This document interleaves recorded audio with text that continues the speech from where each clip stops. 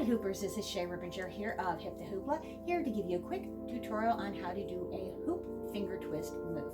So what I'm doing is I'm using a small light hoop to begin with, and this is a dexterity move, so if you have arthritis or missing digits, you might want to just start this as a hoop flip. And the small hoop is a little easier to scoop through, so you can stay nice and straight over it. Otherwise you need a lot of clearance on this, and you need to be at a different position with your hoop. So what we're doing is I'm using the 4 fingers. I'm starting with the thumb though, and I'm interlacing it with the first finger, and then the middle finger, and then the ring finger, and then the pinky. And you're doing that equally on both hands.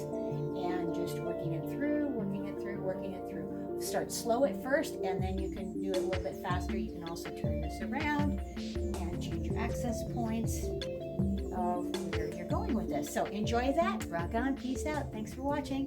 HipTheHoopla.com. Bye.